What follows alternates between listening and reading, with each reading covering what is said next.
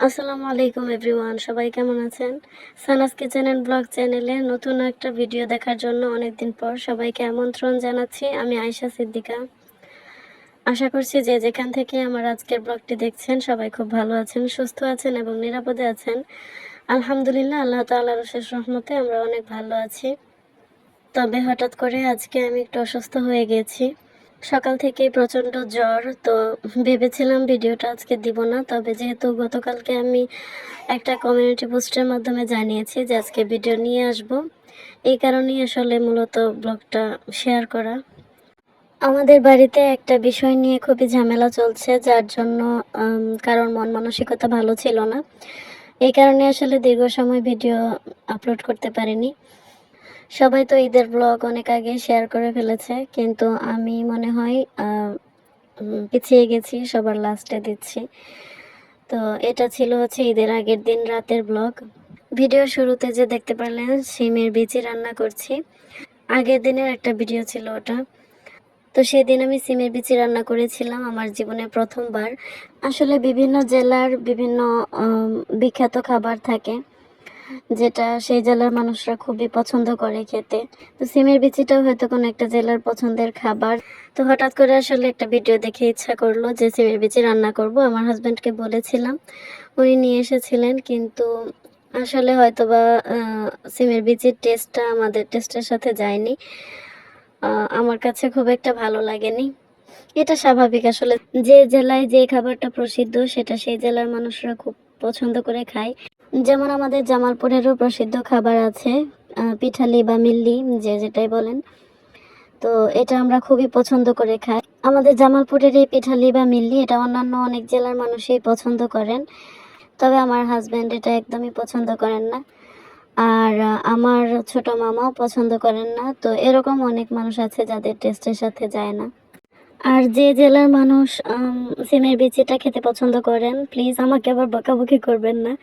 আমি শুধুমাত্র নিজের টেস্টের ব্যাপারটা শেয়ার করলাম। আর ঈদের আগের দিন রাতে আমি সন্ধ্যার পরে বাচ্চাদেরকে নিয়ে একটা জায়গায় গিয়েছিলাম, একজন বড় আপুর কাছে মেহেদি দেওয়ার জন্য। মেহেদি আমি নিজেও পড়তে পারি, তবে নিজে নিজে পড়তে গেলে দেখা যায় প্রতি বছরই শুধু বাম হাতেই পড়া হয়, ডান হাতে আর দিতে পারি না। তো এবার আসলে খুব ইচ্ছা করছিল দুই হাতেই পরবো, তাই আমি ওনার কাছে গিয়েছিলাম। মেহেদি দিয়ে আসতে আসতে প্রায় রাত 9:30টার মতো বেজে গিয়েছিল। আর বাচ্চারাও তখন খেলাধুলায় মনোযোগ দিয়েছিল, যার জন্য অনেক লেট হয়ে গেছে।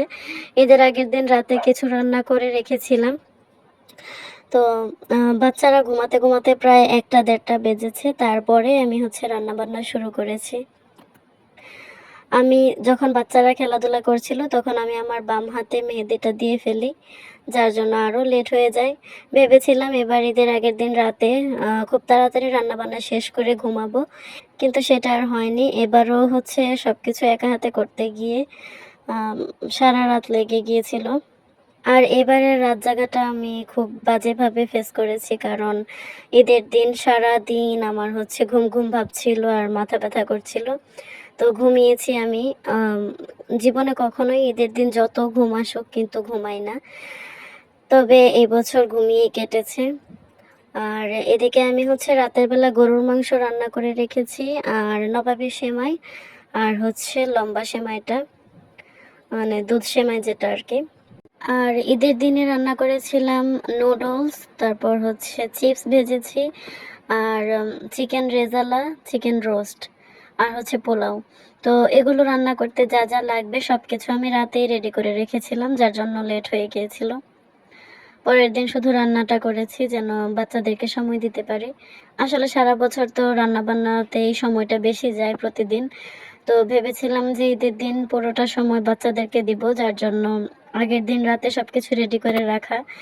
আমার হাজবেন্ডও জেগেছিলেন প্রায় রাত 3টা পর্যন্ত, তারপর উনি একটু ঘুমিয়েছিলেন। যাই হোক, সব মিলিয়ে আলহামদুলিল্লাহ। আর এখন তো আসলে ঈদের শুভেচ্ছা জানানোর মতো কিছু নেই, ঈদ তো অনেক আগেই চলে গিয়েছে। আমি ব্লগটা দিতে লেট করে ফেলেছি।